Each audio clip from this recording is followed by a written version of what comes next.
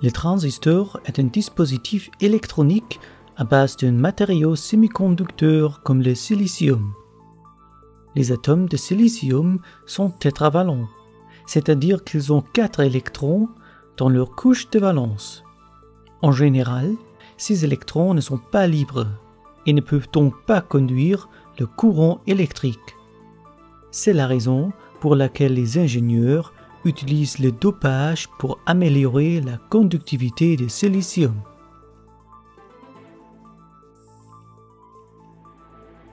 Le dopage de type N consiste à ajouter des atomes de phosphore au sein de la structure cristalline du silicium.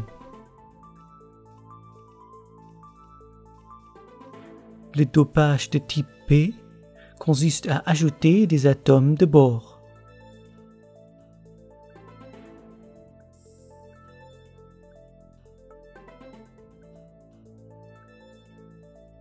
Pour obtenir un transistor, il suffit de superposer des couches de différents types.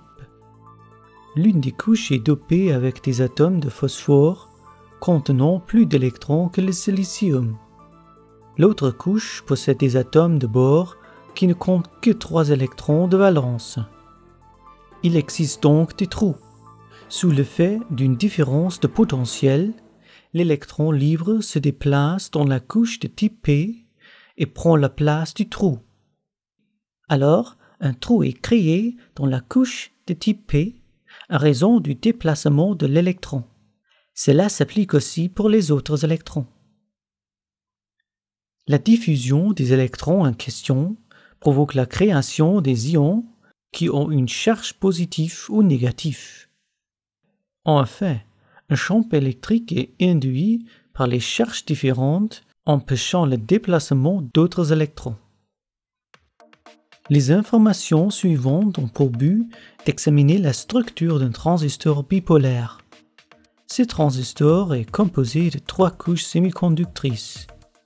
Dans le cas où il s'agit d'un transistor de type NPN, une couche de type P se trouve entre 2 couches de type N. Les couches de type N possèdent des électrons libres. L'une des couches est appelée le collecteur, l'autre couche est l'émetteur. La base ayant des trous est la couche entre les couches de type N. Les régions de couleur bleue sont les champs électriques empêchant la diffusion des électrons dans la base.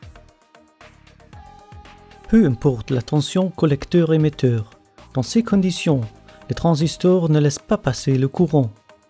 Cependant, lorsqu'une tension suffisamment élevée est appliquée entre la base et l'émetteur, le champ électrique diminue, ce qui engendre le déplacement des électrons dans la région de base.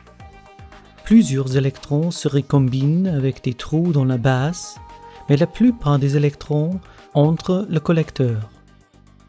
Il existe donc un courant électrique entre la base et l'émetteur, ainsi qu'entre le collecteur et l'émetteur. Tant que la tension est appliquée, le courant continue à circuler. Voici un exemple d'utilisation pour le transistor bipolaire où on utilise le son conventionnel du courant. Ce circuit, très simple, permet d'allumer la lampe en fonction de la lumière ambiante. Une pile électrique sert de la source d'alimentation électrique. Le transistor joue le rôle d'un interrupteur. La résistance de la cellule photoconductrice varie en fonction de la lumière ambiante. La lampe s'allumera donc automatiquement. La vue de dessus nous permet de mieux comprendre le monde des transistors. Premièrement, le courant électrique est divisé. La résistance étant très grande, la base du transistor reçoit peu de courant électrique. Ultérieurement, la grande partie du courant passera du collecteur à l'émetteur, mais pour l'instant, la jonction collecteur-émetteur ne conduit pas le courant électrique. Plus la quantité de lumière est grande, moins la résistance de la cellule photoconductrice est grande. Donc, la résistance augmente lorsque l'éclairement diminue, ce qui donne naissance à une tension importante à la base du transistor, laissant passer le courant du collecteur à l'émetteur.